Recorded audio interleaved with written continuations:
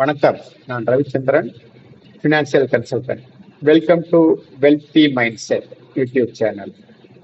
நாம personal financing of a common man அப்படின்ற தலைப்புல தொடர்ச்சியா ஃபினான்ஸ் சம்பந்தப்பட்ட தகவல்களை பதிவிட்டு இருக்கோம். அந்த வரிசையில ஆர்பிஐனா என்ன, செபினா என்ன அப்படின்றத இன்னைக்கு நம்ம விரிவா பார்க்க போறோம். இந்த பேசிக் டிஃபரன்ஸ் படிச்சவங்களுக்கு மத்தியிலேயே ஒரு 70% ஆளுங்களுக்கு என்னன்னு தெரியறது இல்லை. அவங்களுக்கு ஒரு அவேர்னஸ் கிரியேட் பண்ணுன்றது தான் இந்த பதிவுடைய முக்கியமான நோக்கம். நாங்க இந்த மாதிரி வெளியிடுற தகவல்கள் எல்லாம் உங்களுக்கு கண்டிப்பா பயனுள்ளதா இருக்கும்னு நான் நம்புறேன். இதுலயே என்னென்ன டைப்ல பேசலாம் அப்படின்ற ஒரு சஜஷனையும் நீங்க ஃபியூச்சர்ல கமெண்ட்ஸ்ல போட்டீங்கன்னா நாங்க அந்த சப்ஜெக்டுகளை எடுத்து உங்களுக்காக முடிஞ்ச அளவுக்கு நாங்க ஆராய்ச்சி பண்ணி ஃபேக்ட்ஸ் அண்ட் ஃபிகர்ஸோட கொடுக்கறதுக்கு முயற்சி பண்ணுவோம் அப்படின்றத சொல்லிக்கிறேன்.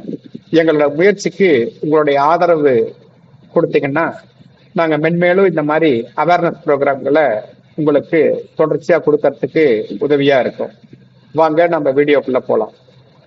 ஆர்பிஐ வெர்சஸ் செபி, அதாவது இந்தியாவின் நிதி கட்டுப்பாட்டு நிறுவனங்கள் இது ரெண்டு தான். அதாவது பண சந்தையை கட்டுப்படுத்துறது மணி மார்க்கெட், அதை கட்டுப்படுத்துறது ரிசர்வ் பேங்க் ஆஃப் இந்தியா, இந்திய ரிசர்வ் வங்கி அப்படின்னு தமிழ்ல சொல்லுவோம். செபின்ற அமைப்பு, செக்யூரிட்டி எக்ஸ்சேஞ்ச் போர்ட் ஆஃப் இந்தியான்ற அமைப்பு நம்மளுடைய பங்கு சந்தை மற்றும் கடன் சந்தையை கட்டுப்படுத்துது. அதாவது பங்கு சந்தை, என்பிஎஃப்சி இதெல்லாம் பாத்தீங்கன்னா இதோட கண்ட்ரோல்ல வரும். ஒரு அறிமுகம். ஆர்பிஐ அண்ட் செபி இது ரெண்டும் பாத்தீங்கன்னா இந்தியாவில் நிதி நிலைத்தன்மை மற்றும் முதலாளிகளின் பாதுகாப்பை உறுதி செய்யும் ரெண்டு முக்கியமான கட்டுப்பாட்டு அமைப்புகள் ஆகும். முன்னாடியே நான் சொன்ன மாதிரி இந்தியா பண சந்தைய, அதாவது பேங்குங்கள்லாம் எந்த ரெப்போ ரேட்ல கடன் கொடுக்கணும், வீட்டு கடன் எந்த வட்டி விகிதத்துல கொடுக்கணும், பர்சனல் லோன் எந்த கடன்ல எந்த வட்டி விகிதத்துல கொடுக்கணும், இதையெல்லாம் முடிவு பண்றது ஆர்பிஐ. செபி பாத்தீங்கன்னா பங்கு சந்தையும் மற்றும் கடன் சந்தையும், அதாவது பங்கு கடன் பத்திரங்கள்னு சொல்ற பாண்ட்ஸையும், கார்பரேட் பாண்ட்ஸ் இருக்கு, கவர்மெண்ட் பாண்ட்ஸ் இருக்கு, வெவ்வேறு வகையான பங்கு கடன் பத்திரங்கள் மார்க்கெட்ல இருக்கு. இந்த ரெண்டையும் கண்ட்ரோல் பண்ற அமைப்பு செபி. ஆர்பிஐ அப்படின்னா என்ன அப்படின்னா இந்திய ரிசர்வ் வங்கி, ரிசர்வ் பேங்க் ஆஃப் இந்தியா அப்படின்னு ஆங்கிலத்துல சொல்லுவாங்க. ஏப்ரல் 1, 1935 அன்னைக்கு மும்பைல இது தொடங்கப்பட்டது. இந்தியாவோட சென்ட்ரல் பேங்க் பாத்தீங்கன்னா ஆர்பிஐ தான். நம்ம இந்திய கரன்சியை வெளியிடுறதுக்கு உண்டான அதிகாரம் இவங்க கிட்ட தான் இருக்கு. இது மத்திய அரசின் கீழே செயல்பட்டாலும் இது ஒரு தன்னிச்சையான நிறுவனம். நம்மளோட மணி மார்க்கெட் முழுக்க இவங்களுடைய சட்டத்திட்டங்களுக்கு உட்பட்டு தான் இங்க நடந்தாகணும்.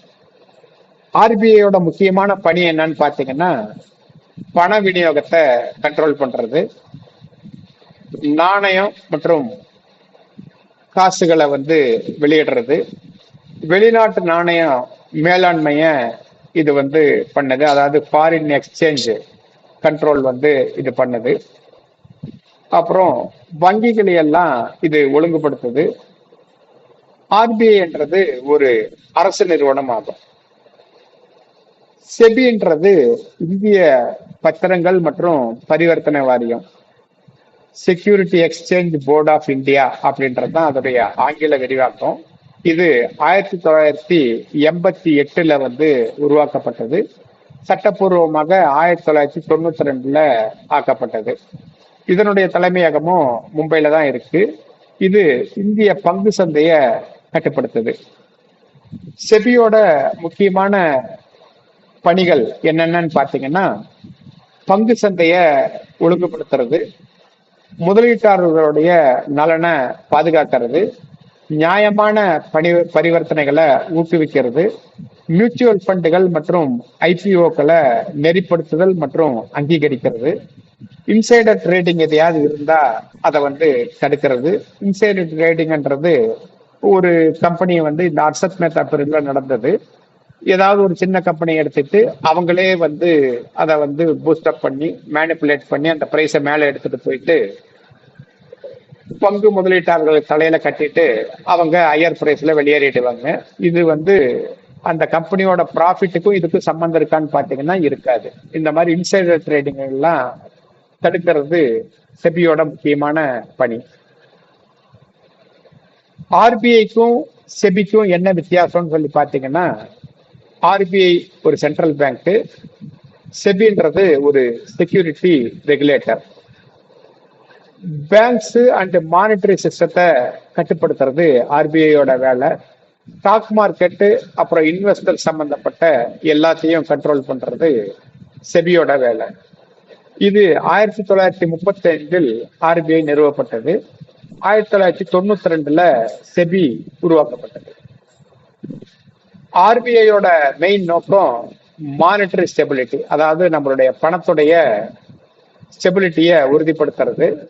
செபியுடைய நோக்கம் இன்வெஸ்டர் ப்ரொடெக்ஷன், அதாவது முதலீட்டாளர்களுடைய பாதுகாப்பு. இது பேங்கிங் துறை, இது கேபிட்டல் மார்க்கெட். செபின்றது கேபிட்டல் மார்க்கெட். இந்தியாவில் ஸ்டாக் மார்க்கெட்டு அப்புறம் இந்த பேங்கிங் சிஸ்டம் எப்படி இருந்ததுன்னு பாத்தீங்கன்னா, 1875 சில வணிகர்கள் மரத்தடியில கூடி பங்குகளை எல்லாம் விற்பனை செய்ய ஆரம்பிச்சாங்க. இதே பிற்காலத்துல பாம்பே ஸ்டாக் எக்ஸ்சேஞ்ச் அப்படின்ற ஒரு பேர்ல உருவாயிடுச்சு. பின்னர் 1992 நேஷனல் ஸ்டாக் எக்ஸ்சேஞ்ச் அப்படின்ற ஒரு அமைப்பையும் தோன்றுச்சு. ஸோ இப்போ இந்தியாவில் மேஜர் ஸ்டாக் எக்ஸ்சேஞ்ச் பார்த்தீங்கன்னா 2 தான், பாம்பே ஸ்டாக் எக்ஸ்சேஞ்ச் அண்டு என்எஸ்சின்ற நேஷனல் ஸ்டாக் எக்ஸ்சேஞ்ச். இது 2ஐயும் செபி தான் கட்டுப்படுத்துது. இந்தியாவும் உலக முதலீட்டின் ஒரு மையமாக வளர்ந்து வருகிறது. 2க்கும் இருக்கிற ஒற்றுமை என்னன்னு பாத்தீங்கன்னா, 2ம் கட்டுப்பாட்டு அமைப்புகள். நிதி அமைச்சகத்துக்கு கீழே இது 2ம் செயல்படுது. மேலும் டிரான்ஸ்பரன்சி, வெளிப்படைத்தன்மையை நிலைநிறுத்துறது தான் இது 2உடைய வேலை. இம்பார்ட்டன்ஸ் இன் இந்தியன் எக்கானமி, இந்திய பொருளாதாரத்தில் அவற்றின் முக்கியத்துவம். நிதி ஒழுக்கத்தை நிலைநிறுத்துறது, முதலீட்டாளர்களின் நம்பிக்கையை உருவாக்குறது, பொருளாதார வளர்ச்சியை ஆதரிக்கிறது. இதெல்லாம் தான் இந்த ஆர்பிஐ மற்றும் செபியுடைய முக்கியமான பணிகள். ஆர்பிஐ மற்றும் செபி இணைந்து இந்தியாவின் நிதி அமைப்பு நிலைத்தன்மையுடனும் மற்றும் வளர்ச்சியுடனும் இருக்கிறதுக்கு உதவி செய்யுது. ஸோ இப்ப இந்த பதிவுல நீங்க ஆர்பிஐனா என்ன, செபினா என்ன அப்படின்ற ஒரு ஃபண்டமெண்டல் நாலேஜ் உங்களுக்கு உருவாயிருக்கும்னு சொல்லி நான் நம்புறேன். எங்களை பினான்சியல் மற்றும் பர்சனல் பினான்சியல் பிளானிங் சம்பந்தமா காண்டாக்ட் பண்ணணும்னு நினைக்கிறவங்க கீழ்கண்ட நம்பர்கள்ல எங்களை காண்டாக்ட் பண்ணலாம். இது கூட ஒரு கூகுள் ஃபார்ம் இணைச்சிருக்கோம். அதை நீங்க ஃபில்அப் பண்ணீங்கன்னா எங்க டீமு உங்களை காண்டாக்ட் பண்ணுவாங்க. எல்லாரும் இந்த பதிவு முழுசா பார்த்துருப்பீங்கன்னு நம்புறேன். உங்களுக்கு பிடிச்சிருக்கும்னு நினைக்கிறேன். உங்களுக்கு பிடிச்சிருந்தா உங்களுடைய ஃப்ரெண்ட்ஸ் அண்ட் ஃபேமிலிஸ்க்கும் இதை ஃபார்வர்ட் பண்ணுங்கள். அவங்களையும் பார்க்க வற்புறுத்துங்க. எல்லாரும் சப்ஸ்கிரைப் பண்ணுங்கள். எங்களை தொடர்பு கொள்ளணும்னு நினைக்கிறவங்க கீழே இருக்கிற கூகுள் ஃபார்மை ஃபில்அப் பண்ணிங்கனாக்கா எங்கள் ஆஃபீஸ்லேருந்து உங்களை தொடர்பு கொள்ளுவாங்க. நன்றி, வணக்கம்.